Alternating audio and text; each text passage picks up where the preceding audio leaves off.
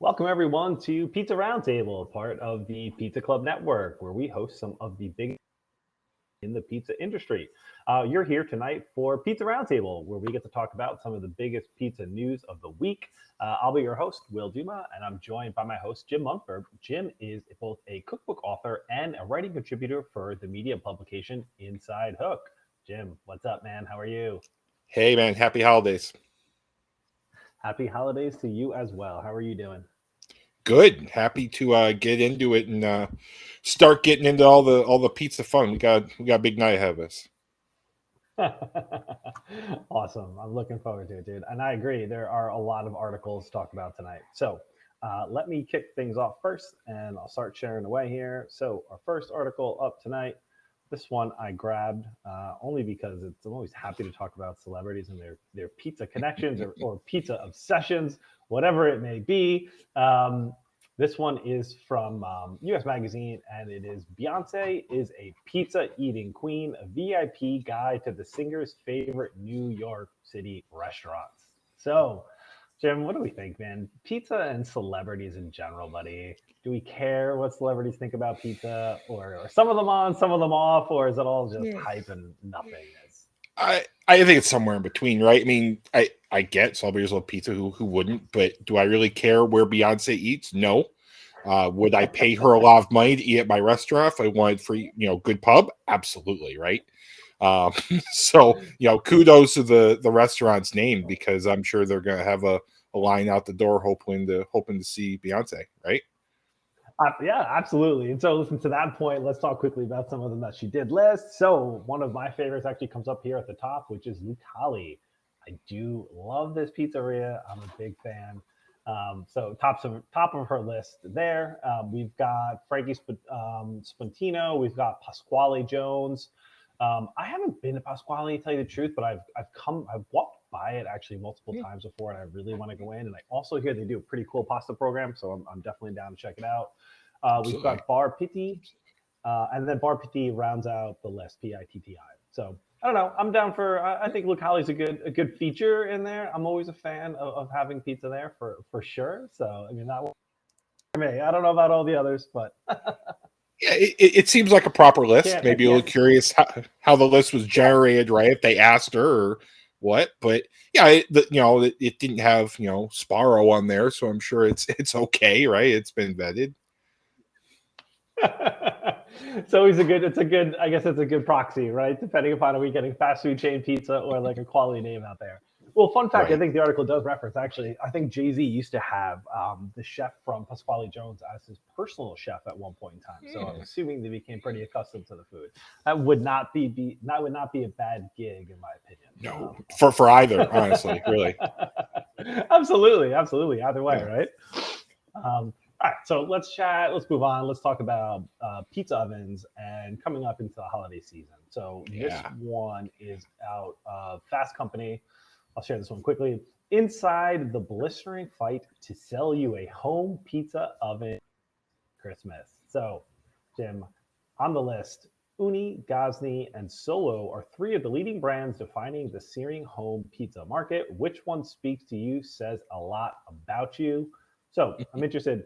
Where do we start on this one? I mean, first, let's think about it this way. The three that are listed here, do these kind of fit the three, I mean, top ones that you hear about, or do you think someone distinctly might have been missed from this list?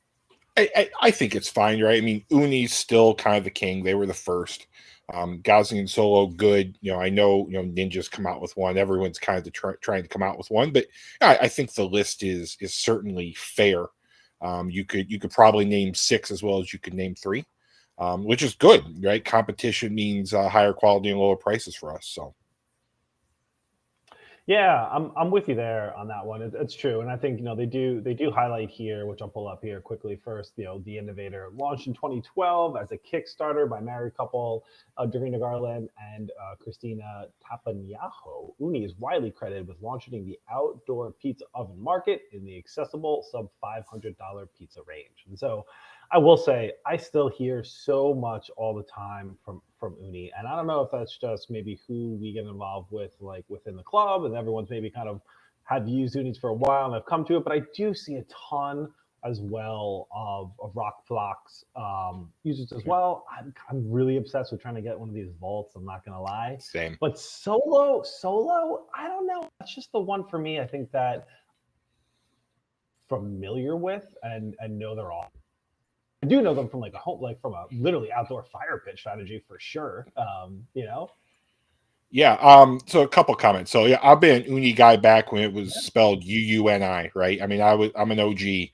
I think I have three. Big fans. Solo, I like. I was able to the C1 fired up a couple weeks ago. Great quality product, just like their stoves, very sturdy, very, very hot. Um, so again, coming at less from a culinary angle and more of a campfire angle, but it's Yeah. quality, and it's definitely, hopefully Santa brings me one under the tree if the Volt doesn't happen, because I really liked it. I was definitely impressed.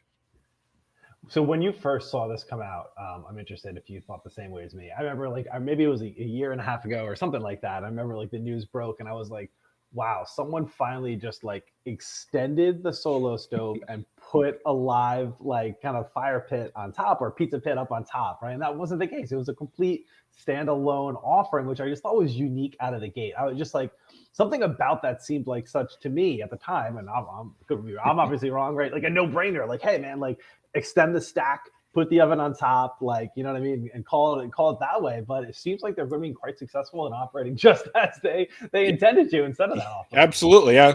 I'm sure there's a reason, right? Some fire hazard or some chimney effect. I don't know, but yeah, what I thought a couple weeks ago and what it was definitely 180. Yep. Again, I expected a solo stove add-on, which, hey, if you're listening, Solo, here's your opportunity. Make the add-on something bolt-on for all of us, and there's 2024's next big thing, right? I agree. I agree. It's pretty cool. I mean, any comments to the part here around like social media aspects of it? Because I know when we think about it, and I'll note here the kind of the article highlights a little bit about like for Gosney personality, founded in 2010. He began in the UK as a commercial pizza oven maker before launching door oven the Rockbox in 2016. It's pretty much. I know marketing behind them as well. Any thoughts on like who you see on the Rockbox side or see on the Uni side? And I don't know if Solo Stove still had the same kind of appeal. It seems more like as opposed to like celebrity targeting or like pizza aficionados or pizza industry professionals. Solo seems a bit more not going that direction. But give me your thoughts around that. More Yeah, you're tailored to like absolutely the right. home entrepreneur on home pizza maker in general, right? Without the like endorsement component. Absolutely. I mean, Solo comes at from like the campfire, the kind of woodsy, outdoorsy angle, right? Where I think Yeah. Uni went hard into the paint for the ambassador program, right? A lot of us in the pizza club are, ambassadors, and others starting to go the celebrity route, which again is kind of brilliant, right? So I think each of them kind of carved out their own marketing niche, which is brilliant, right? Solo's not going to Yeah. compete with the others. So come at from your angle, right? Try to get your existing base, just how they kind of all have. So kind of smart, just kind of thinking about it as we talk, how each one's kind of all right, I'm going to take this demographic. This is who I'm going to target, Yeah. right? And kind of each kind of take their own. And the lens of the article kind of says the personality about you, probably because of how you've been targeted of what you're trying to buy. Fair. Fair point to that one. There could be some part of that in that for sure. So all right, cool. Well, listen, I'm hoping the best for you that Santa brings you a Volt this Christmas. I hope the same. I don't see that happening, but you never Oh. know. I'm not losing hope. Yeah, it's too early in the season to lose hope. But come the 26th, I might be begging Uni for at least a coupon code or something. So that will stay tuned. Well, listen, talking about saving money or the cost of a pizza oven. How about the cost of pizza? yeah, So, in general, this latest one coming up here from the Takeout, and honestly, I love a lot of the articles at the Takeout. But I'm absolutely. not gonna lie, I feel like they hit pretty good, especially for our show here. How much should a pizza cost? Both high quality restaurant pizza and delivery pizza cost more now, but is a $30 pie fair? So I don't know. This one, I'll dig into the article for a second, but I mean, I'll just take for you headline take. price of pizza. Do you hear people talking about it a lot still? Do you feel this is kind of risen? We're all feeling higher prices of everything, and pizza's getting lost in the shuffle, or do you think there's a distinctness that people are like, dang, that pie costs a lot more than I thought it was gonna? I think there's a little more sticker shock, right? Pizza's always been kind of the lower cost food, even if it's not, outside of fast food. It's always let's just get a pizza, right? The default. But I do kind of see it, right? When your default pie is $30 plus. Not that that's wrong, right? Because if you look at food costs, I know pizzerias are making less now than they ever have. So not to steal from the article, I don't fault them, but I do see the sticker shock more and more as food costs really start to skyrocket, continue to skyrocket. Yeah, that's fair, and I'll highlight here then from the article as well. So Danny Palumbo was the author for this one from the Takeout.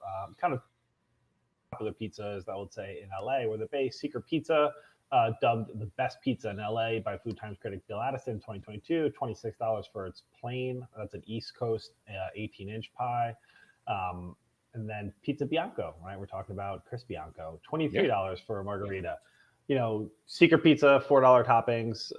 Bianco, $7 toppings, right? But I think one of the other names too, and I'm not sure if you've heard about him as much, Quarter Sheets to me seems to be like killing it in LA. I've heard so much about like people getting in there, and some of their offerings just seem so cool, dude. If I hit LA, I'm absolutely gonna check it out. But the pizza there, $29 to $36, even up to $40 for a large pie, but selling squares for $5, $5 a square on top of it. I mean, these are pricey items, and I think the author gives a good comparison here when talking about.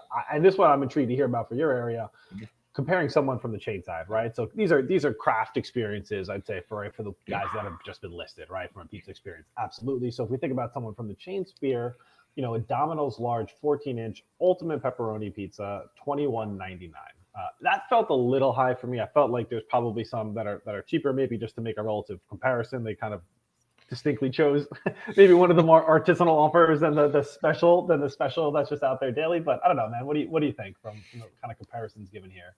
Yeah, I mean, it's fair. I live in Western Michigan and I did some comparison, and yeah, you're not that far off where the artisanal pie is probably only 5, 6, 7 more than, your comparable Domino's. And, I did the math, even making your own pizza still is going to be $15, $20 depending on toppings. So again, it's not that the restaurants are trying to gouge you. I think the food costs are just so high everywhere that the margins are small. If you make your own, go fast food, it almost doesn't matter, unfortunately. So in that case, honestly, go for it, right?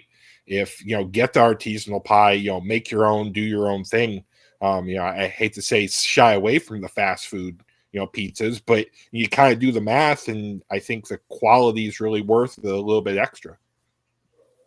Yeah, I'm with you on that one, and I think that's one of the parts here that they highlight as well. So I'll quote from a customers appreciate good pizza more than ever. And so I know this is one of the distinct nuances that come up here when we talk to some pizza makers, right? Especially people that are, let's say, out of your major metropolitan areas for the most part, that are trying to bring that like unique artisanal experience outwards, right? And get people to kind of think a little bit differently about pizza. I think it's a challenge of pizza in general, right? It's like, hey, this is a craft product and it's going to cost more. So I wonder how this dynamic looks different when you're in, inner city, right? Somewhere really, really, heavily urbanized versus when you're out kind of more in the boonies. If you're going to get that same feel for the pizza that's there. Yeah, I mean, I did this comparison. Some of the fast casual restaurants, your Applebee's, your Red Robin, you start doing the math, and pizza is still the lower cost option, even the artisanal, right? So even at the $35, if you really do it out. So I think the tide has risen everywhere, and like I said, I get why pizza is more popular than ever. Because if you're going to invest, let's go get something artisanal and kind of out there. Why not, right? If you're going to spend the money. I'm with you, man. I support you wholeheartedly in that one. Might as well get the good stuff if you're going to get something, right? You got it. Why not? All right. Well, listen. Let's shift to some fun times for a minute. So I think this one not often a publication that we're quoting here. I'm not going to lie. This one is out of Car and this one. So history's wildest pizza delivery vehicle is up for auction on Bring a Trailer. The Triton A2 was envisioned as a bold and visionary way to whisk hot, bubbling Domino's pies to hungry customers. So, first off, let me start off, man. Sweet looking ride. I would totally Absolutely. be down to have one of these or just rent it for the day. I mean, like, dude, this thing looks sleek.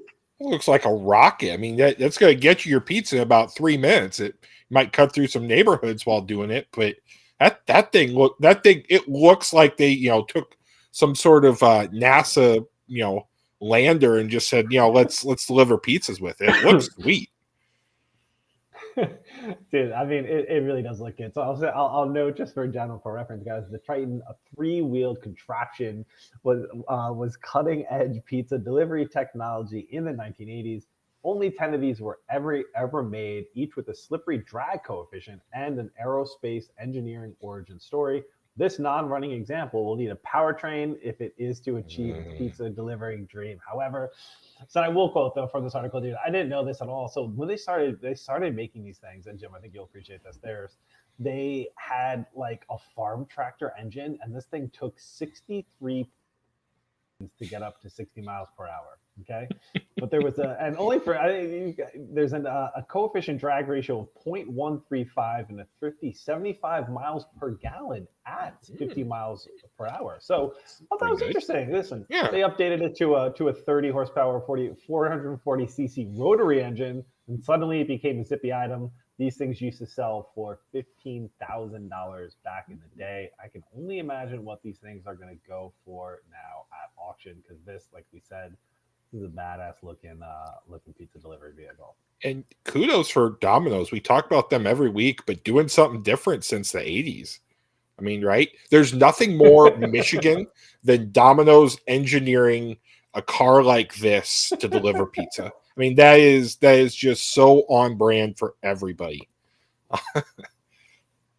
I wonder where do you think the pies went in this bad boy? Was it like popped up behind that back seat? Is my only guesstimate on it? Or I don't, or the poor driver holds it and they're like, I don't know. I can't imagine there's a lot of leg room in there. But no, I think this was like built for like a one pie. You hold it on your lap, and this guy just puts the pedal to the metal and gets it to you. It's the only experience that I can imagine. In a tractor engine, that's awesome. I mean, it is funny though, if you think about electric vehicles and how far they've come in a small space. You could probably design something very similar today that could probably be pretty fun. Absolutely. I totally think so.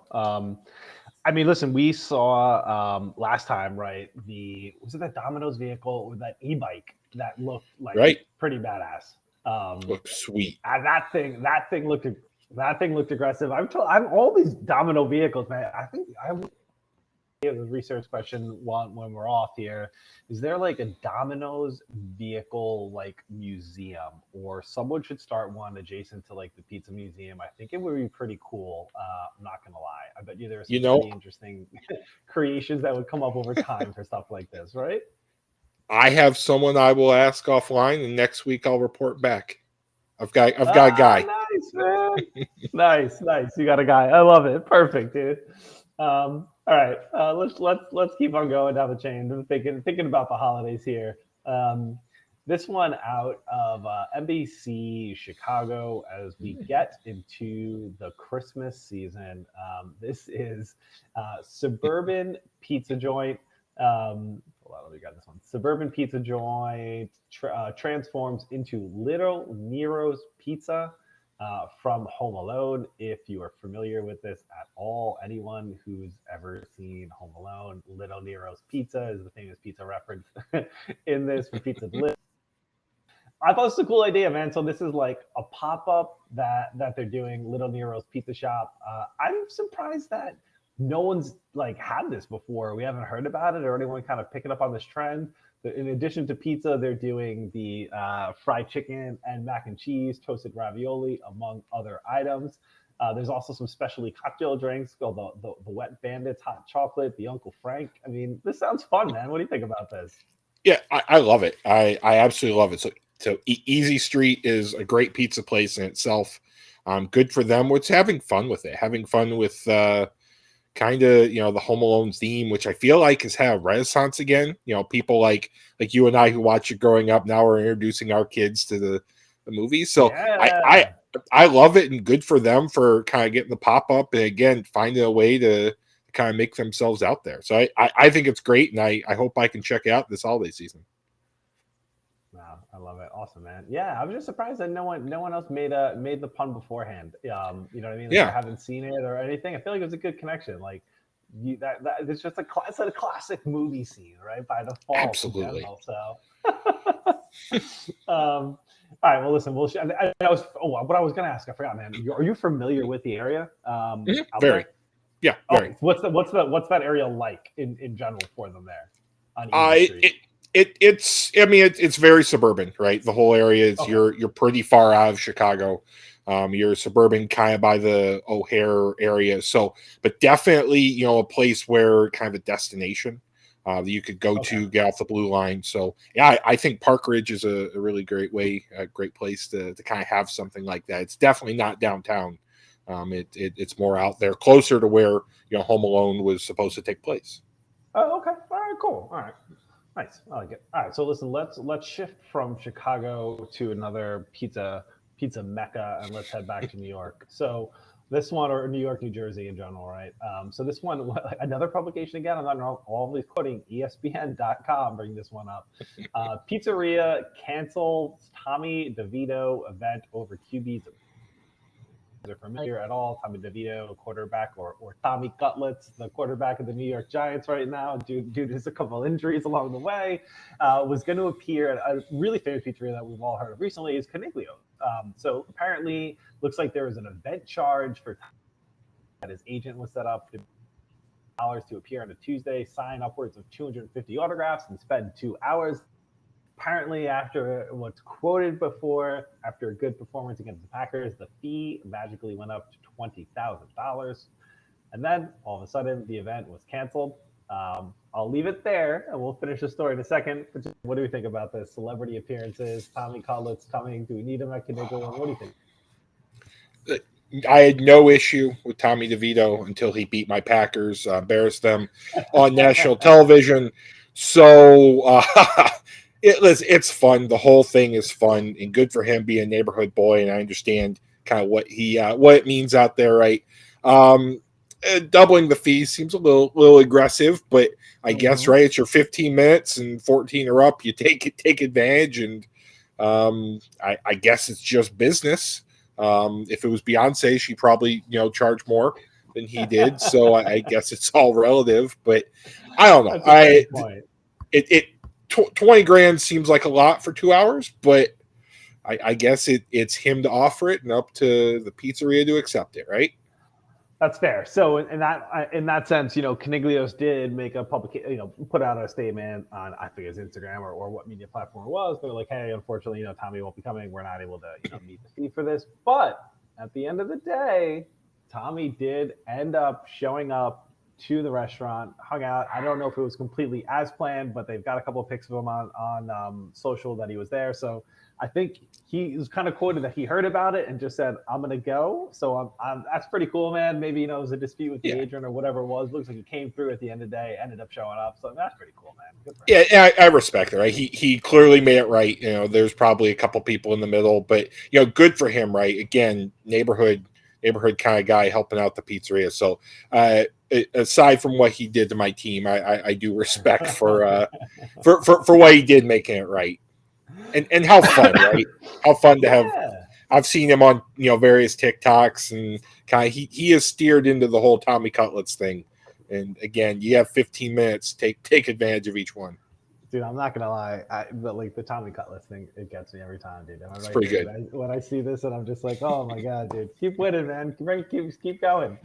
All right, listen, let's get a little more back. Let's go back a little bit to some of the chain items and probably a pizzeria that we all heard about. I don't know if we've actually considered it a pizzeria or not. So I'm interested in your experience. What do you think of this place? This one from Restaurant Business. This is the Chuck E. Cheese menu grows. Parents who bring their kids to the entertainment concepts have to eat too. And now there's more pizza, wings, meatballs, and desserts geared to grown up taste. So, Jim, I'll start there, buddy. Yeah. Chuck E. Cheese is there. Was this a staple for you? Was this always like the thing you went to, or is this the one like you always heard about but never actually went to? And did you ever have the pizza there or even try it? Yeah, so I mean, two distinct memories, right? I remember I had like an 8th birthday party at Chuck E. Cheese. It was great, right? The animatronics, but I have a 6-year-old daughter, and she had a birthday party I took her to at Chuck E. Cheese a couple weeks ago, and it kind of exactly like I remember updated.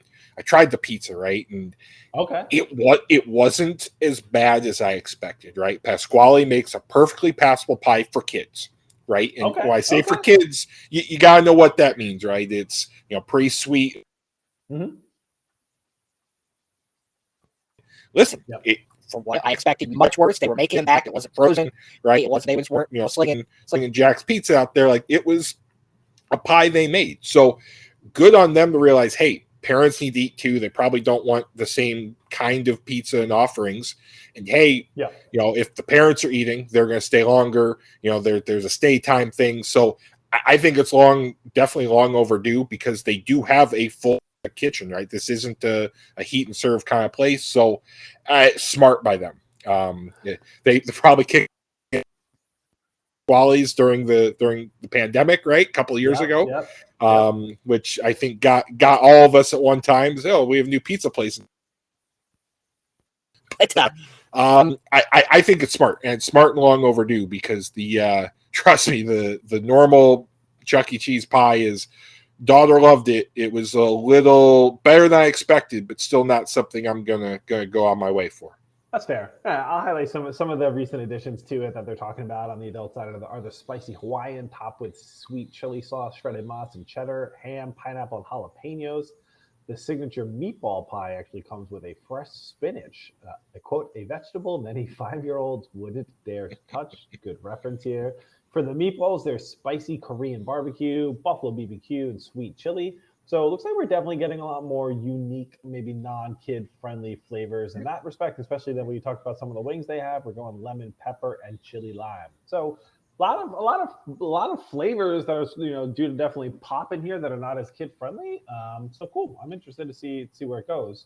Yeah. But interesting you reference Pasquale's as we talk about that, because I think in kind of tangential to that, which I think a lot of us probably didn't know before, is that the Restaurant Business quotes here early this year, the company behind it, CEC, rebranded sister concept Peter Piper Pizza to Peter Piper Pizzeria to move it out of the regional markets and differentiate it from Chuck E. Cheese as well. So another interesting, I didn't know that they were part of that. That was part of them either.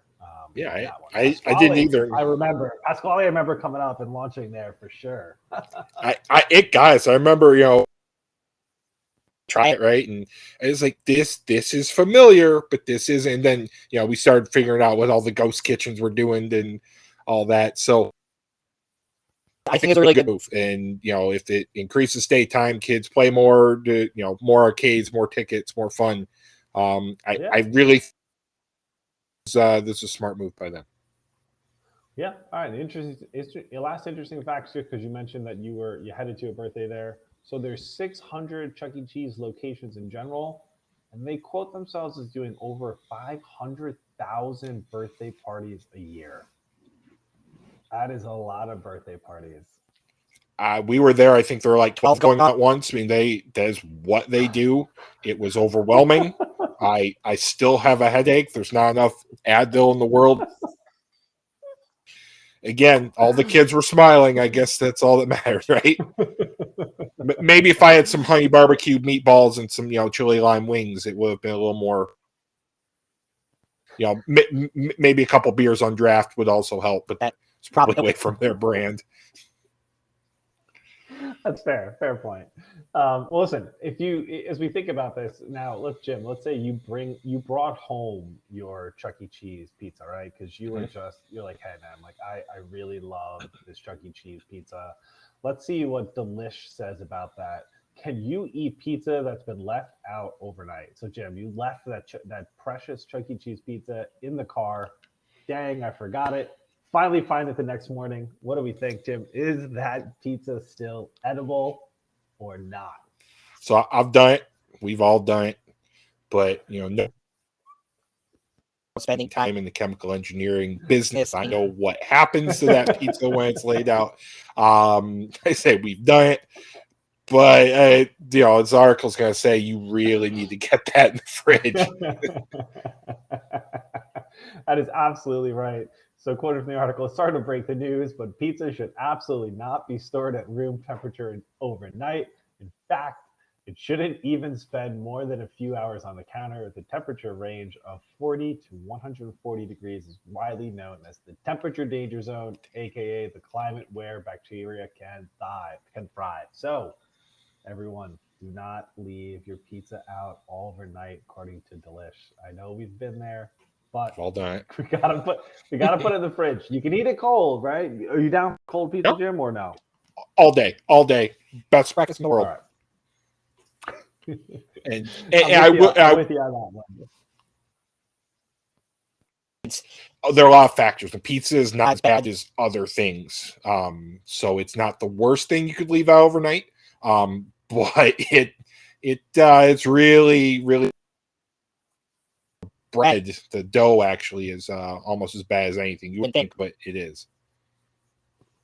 Nope, absolutely. I'm with you on that one.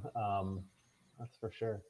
All right. Well, listen, we got two more quick ones to talk about that I think are interesting. So this is something that we've brought up a couple times, just particularly when you and I have been talking as well. So this one was quoted out of PMQ this week. Let me grab that one. And this title, the article is "Why Gas Station Pizza is Your Next Big Competitor." So talking about Wawa, we've talking about Casey's, and I think we've quoted before Casey's saying it's like the number 5 pizza company in the U.S. just based upon the locations, how much pizza they're doing. So, I don't know, any like trends by you is like, are we stopping more for gas station pizza? I mean, the quality's going up, and we were talking about it all the time. We were talking about the hype around Wawa and people commenting on it, and we got everyone talking about it. So, I don't know. Wait, give me your thoughts. I am seeing. There must be margins, right? There Casey's do assemble, I'll say, but most of it I'm assuming comes in frozen. There has to be great margins to it. It is, better the pizza ovens we were talking about. It's probably something they can fire and get out a lot quicker and a lot safer than the hot dog rollers and the greasy taquitos and so I understand why it's so popular. I also understand, right? Grab a slice, $2. It's probably a little more approachable. I'm sure, like I say, I'm sure the margins are there. I'm sure they can fire them and kind of do it at a second. So there's probably a minimal waste. So I really why a lot of gas stations are pushing it ahead of other convenience items. Yeah, and I kind of quoted here from the article, Casey sells 30 million pizzas a year, including specialty items like breakfast pizzas. When we think about the convenience, like I said, I know I mentioned Wawa so many times, obviously, but Casey's up there as well. And then Hunt's Brother Pizza is another one that I've seen coming out. And also we do forget about too, 7-Eleven. 7-Eleven is a pizza offering. It is distinctly different, right? When you think about it that way, it's kind of the more of the under the lights kind of slice idea, right? Versus maybe then a whole pie. But unknown, I think, to a lot of people, 7-Eleven does offer third-party delivery, so you can do like full pies from there. So I don't know, it's not something I've tried before from a whole pie delivery from 7-Eleven. But maybe next time it comes off on my DoorDash or something, and I'll give it a whirl just to compare. I read something where if you consider each Hunt Brothers franchise a pizzeria, they have the most locations in the U.S. Than any other pizzeria. Because places, especially here in the Midwest, rural out, there's going to be a Hunt Brothers in every gas station. Hunt Brothers or a Casey's. So when you think you might have one local place that is the fast food pizza, that's their Domino's, that's their Pizza Hut, it starts to make a little bit of sense, right? Why these places pop up. Again, they're cheap. Have a couple of these in back in a freezer, and that's all you need. So I get it, and I understand why they're popular. And Casey's breakfast pizza is excellent. If you've never experienced, it is so bad it's good. I can't put into words how wonderful that pizza is. Oh, nice. All right, dude. That's gonna be a stop for me. Definitely next time I'm driving down the East Coast for sure. And that's what I was gonna reference for Hunt's Brothers. I've seen a lot of them, kind of distinctively off of like Eastern, seaboard, kind of stops along the 95 or whatever it might be along the way. So cool. Yeah. All right. Listen, last one real quick that I think of interest, and I've got two. I got two or three ones that I haven't told you about that I think you're going to enjoy. We're talking about some nostalgia, but this one off of Eater. This is 2023, the year of Houston's pizza renaissance. So I'm interested in if you have any connection to Houston or know anything about the scene. We've definitely talked about a few of these articles coming up, which was one of the few here. I know Pastori El came up with a Gold Tooth Tony's, just the distinctive name. I remember seeing the ads for it and talking about it on the show as well, and see what that offering was going to be there. Just like so catchy and clicky, and I was like, "Damn, Gold Tooth Tony's! I will never forget that." I'm intrigued to see it the list as well. But I don't know. Any thoughts for Houston? Any connection to it or pizza scene down there? Yeah, I've not a pizza city like a lot of the ones we talk about, but I do distinctly remember a couple places having unique kind of grilled. They're not grilled like a California pizza, but they do, because having a pizza oven on 24/7 and that heat is just unbearable. So a lot of them will wear charcoal grills and grill out pizza. It had kind of a oily, in a good way, kind of texture to it. So very unique. Go out the way for or put in a cookbook, but they did kind of have their own Texas flair to it. So it's interesting to see that coming back, because big city, a lot of opportunity, and curious to see kind of what that and all these styles evolve in.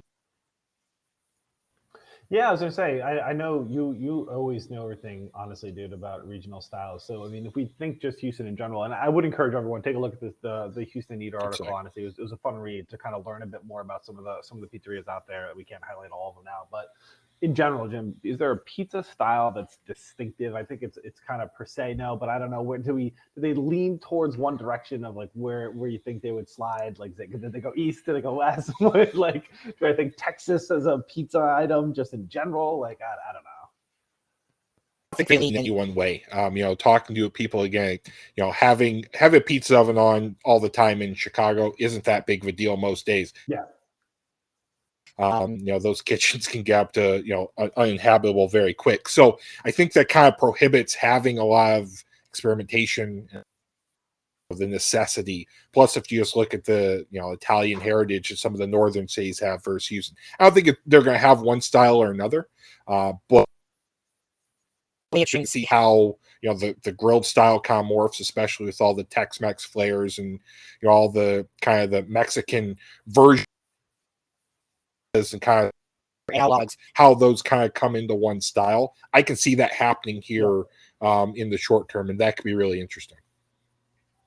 Okay. All right. Awesome. Well, I appreciate the insight, buddy, as always. All right. So listen, Jim, we haven't done a lot of these before, but we're going to do it now. So get ready, man. So it's 2023. I'm happy to talk about a few of the articles that we were talking about last year in 2022 at this time, and even as far back since we've been on doing this now in 2021 at this time. We've been on. So first one up that comes up on here, being this one came from Thrillist. This was a promotion last year, just around this time.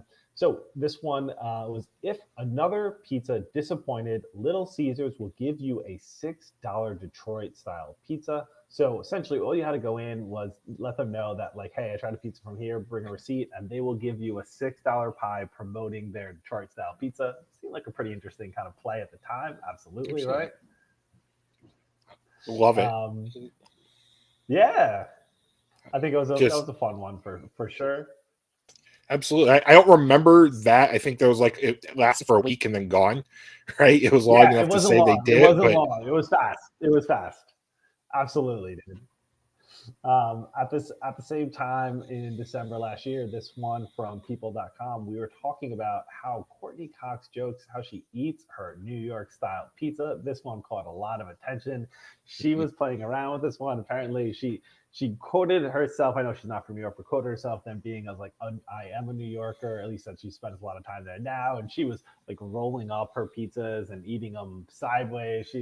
It became a big thing. This article caught a lot of attention, especially on Instagram as well. People commenting that like you would never eat anything like that, but then all of a sudden she came back with a rebuttal like, guys, I was just kidding. I don't know. This one seemed like a pretty fun one, and we were talking about Courtney for a long time. Yeah, Eating her pizza this I way. mean, Beyonce. I know. That's all I can tell you. I'm with you. I'm with you. I'm with you on that one. All right, last one from 2022. Right now, I think this one's actually a really cool article, and I'm intrigued to see how anyone thinks about this one. Now, this one was out of Grub Street at the time. This was the best pizza in the world can be found in 1 square mile of Williamsburg. So I thought this was a really interesting article, and it highlighted a ton of pizzerias that you could essentially go on your own like kind of tour out there. And some of these names definitely have stuck through for me, particularly like Finney at the top of definitely at the top of my pizza list. L'Industrie like as well. MB Squared, definitely listen. They make a good pizza. Joe's is there, best pizza, Williamsburg Pizza, Leo, and then also Moe's General. These are great stops. This seems like it'd be such a fun little pizza tour to do. And like Grub Street put this out. I thought this was great to like highlight all these restaurants in this area. And so cool to be able to showcase them off in this mile as well. Like that's awesome, man. It's so awesome. So I haven't seen this article, but I've done this, right? Doing research, my style was. I learned all the different variants of what a New York slice could be. I did this, and it's kind of funny to see someone else point out just how blessed people in that area are that they can literally get almost every style in every walking distance. It's amazing. Simple, honestly, dude, it's crazy. All right, so then now listen, let's hop in the teleport machine. Let's head back to 2021. This one caught a lot of attention as well because we were talking about this time, if you can recall, 2021 December, about pizza box shortages were a big thing. Big where deal. Restaurants couldn't get, even just basics like plates, silverware, napkins, knives, all the essentials, but pizza box particularly. People either like had them and were hoarding them or didn't. And I'll say a lot of people in the club reference this one, particularly as an interesting, maybe waste of a pizza box, only for the sheer lack of like what you needed to do. You needed a pizza box to support this product, but is it a cool product in the same way? So this one I'm quoting here from Hyperbeast. Pizza Hut is celebrating the stuffed crust 25th anniversary with nothing but stuffed crust. So as a reminder, guys, this was an offering that they did in kind of celebrating the 25th anniversary of launching the stuffed crust pizza, but they were just selling the crust that was stuffed. So a big pizza ring that was just the crust, literally no pizza in the middle. And there was a deal too. You had to spend, according to amount. What was it? From now until January 7th, the first 50 customers to spend $10 on carryout contactless curbside can receive a golden halo of brown crust baked with cheese stuffing. No pizza, just the crust. Jim, I don't know if this one caught you, but what do you think about this, man? I think interesting promotion. I think it just caught at like such a poor time for them with the shortage of everything, and just kind of seemed. So I'm sure his promotion was months in the making. I think just a little unlucky. Let's say I try it. The stuffed crust, I'm sure it's absolutely delicious, but I think this one caught heat just kind of out of luck. I think. I agree. I thought it was kind of a cool idea. Like, I definitely would have tried it. I remember I was like, hey, how can I try this? And like, I just didn't have one around me at the time, and I was like, I'll give it a whirl. It sounded interesting. I would. Kind of like I said, but though with just an interesting design with no pizza, but takes up that whole box for that thing. Just like whole box. Man, it just at that time it was tough.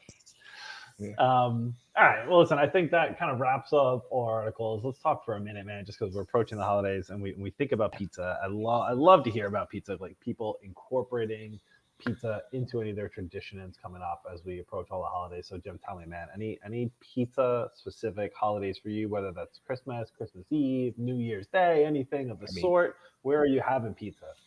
you know there is. So my pizza on Christmas Eve. Obviously I'm a big pizza guy, so we're having everyone over pizza party Christmas Eve. Gonna make a mess of Sicilians. Get them rock out. So yeah, that's been a Christmas Eve tradition for coming on a decade now. And it's so wonderful. Something that's kind of easy to make, low pressure, and it's just fun. It's a fun thing. Her family's background, certainly my background. Looking forward to being able to eat pizzas at once. It's been a long time since I've been able to make that volume of pizza. So this is like a par bake though then for you, right? Par bake all these guys to have them ready, and then we're going to be able to top with people who are there or whatnot to kind of get into it. Absolutely. As we talked, the Sicilian recipe I wrote. This is kind of but that's absolutely, you par bake everything just like a lot of the restaurants do, and then everyone comes over. All right, what do you want in your trays?